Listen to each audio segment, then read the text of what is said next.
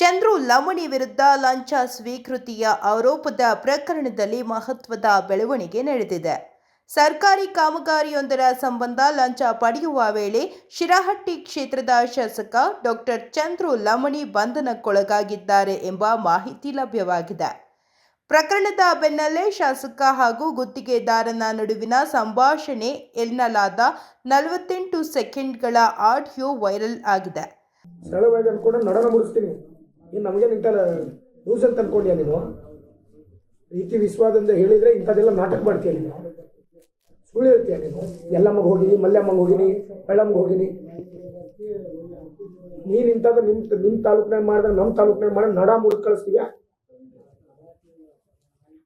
Sir ಇದೊಂದು ಸ್ವಲ್ಪ ತಪ್ಪಾಗಿದೆ ಸರ್. ಅದು ಅಂದ್ರೆ ಅವ್ರು ಬೇರೆಯವ್ರ ಹೆಸರು ಬಿಡೋ ನೀನು. ಯಾರ ಹೆಸರಿಗೆ ಆಗಿತ್ತದು? ನಮ್ಮ ಹೆಸರಲ್ಲಿ ಆಗಿತ್ತು ಸರ್. ನೀನೇನೋದು ಮತ್ತೆ ಯಾಕೆ ಬರ್ಬೇಕಾದ್ರೆ ಆನ್ಸರ್ ಅದು ನಾವು ಎರಡು ಹೇಳಿದ್ವಿ ಸರ್, ಅದನ್ನು ನಿಮಗೆ ಕನ್ಫ್ಯೂಸ್ ಆಗಿತ್ತು. ಏನು ಹೇಳ, ನನಗೇನು ಗೊತ್ತಿಲ್ಲ ಅನ್ಕೊಟ್ಯಾ ಕನ್ಫ್ಯೂಷನ್ ಮಾಡಕ್ಕೆ? ಅವತ್ತು ಬಿಡ ಹೇಳ್ತಾರೆ ಎರಡು ಹೇಳೋಣಂತೂ ನನಗೆ ಕನ್ಫ್ಯೂಷನ್ ಆಗೈತದ. ಐದು ಏನಾದರೂ ನನಗೆ ಸರಳವಾಗಿ ಅನ್ಕೊಂಡು ನಡನ ಮುಡಿಸ್ತೀನಿ. ಇನ್ನು ನಮಗೆ ನಿಂತಲ್ಲ ನ್ಯೂಸ್ ಅಂತ ಅನ್ಕೊಂಡ್ಯಾ ನೀನು? ರೀತಿ ವಿಶ್ವಾಸದಿಂದ ಹೇಳಿದ್ರೆ ಇಂಥದ್ದೆಲ್ಲ ನಾಟಕ ಮಾಡ್ತೀಯ ನೀನು, ಸುಳ್ಳು ಹೇಳ್ತೀಯ ನೀನು. ಎಲ್ಲಮ್ಮಗೆ ಹೋಗಿನಿ, ಮಲ್ಯಮ್ಮಗೆ ಹೋಗಿನಿ, ಬೆಳ್ಳಮ್ಮಗೆ ಹೋಗಿನಿ. ನೀನು ಇಂಥದ್ದು ನಿಮ್ಮ ತಾಲೂಕಿನಾಗ ಮಾಡಿದ್ರೆ ನಮ್ಮ ತಾಲೂಕಿನಾಗ ಮಾಡಿ ನಡ ಮುಡಿದು ಕಳಿಸ್ತೀವ್ಯಾ? ಸರ್ ಇದೊಂದು ಸ್ವಲ್ಪ ತಪ್ಪಾಗಿದೆ ಸರ್. ಅದು ಅಂದ್ರೆ ಅವ್ರು ಬೇರೆಯವ್ರ ಹೆಸರು ಬಿಡೋ ನೀನು. ಯಾರ ಹೆಸರಿಗೆ ಆಗಿತ್ತದು? ನಮ್ಮ ಹೆಸರಲ್ಲಿ ಆಗಿತ್ತು ಸರ್. ನೀನೇನೋದು ಮತ್ತೆ ಯಾಕೆ ಬರ್ಬೇಕಾದ್ರೆ ಆನ್ಸರ್ ಅದು ನಾವು ಎರಡು ಹೇಳಿದ್ವಿ ಸರ್, ಅದನ್ನು ನಿಮಗೆ ಕನ್ಫ್ಯೂಸ್ ಆಗಿತ್ತು. ಏನು ಹೇಳ, ನನಗೇನು ಗೊತ್ತಿಲ್ಲ ಅನ್ಕೊಟ್ಯಾ ಕನ್ಫ್ಯೂಷನ್ ಮಾಡಕ್ಕೆ? ಅವತ್ತು ಬಿಡ.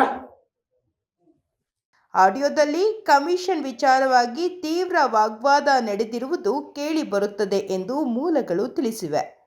ಸಂಭಾಷಣೆಯಲ್ಲಿ ಸೊಂಟ ಮುರಿಸ್ತೀನಿ, ಪ್ರೀತಿ ವಿಶ್ವಾಸಕ್ಕೆ ಹೇಳಿದ್ರೆ ಹೀಗೆಲ್ಲ ನಾಟಕ ಮಾಡ್ತೀಯ, ನಮ್ಮ ತಾಲೂಕಿನಲ್ಲಿ ಮಾಡಿದ್ರೆ ಸೊಂಟ ಮುರಿಸ್ತೀನಿ ಎಂದು ಶಾಸಕ ಗುತ್ತಿಗೆದಾರನ ಮೇಲೆ ಆಕ್ರೋಶ ವ್ಯಕ್ತಪಡಿಸಿರುವಂತೆ ಕೇಳಿಬರುತ್ತದೆ.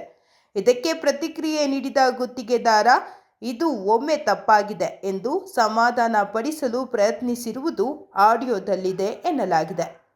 ಇದೀಗ ಪ್ರಕರಣದ ಕುರಿತು ತನಿಖೆ ಮುಂದುವರೆದಿದ್ದು, ಸಂಬಂಧಿಸಿದ ಅಧಿಕಾರಿಗಳು ಹೆಚ್ಚಿನ ಮಾಹಿತಿ ಸಂಗ್ರಹಿಸುತ್ತಿದ್ದಾರೆ.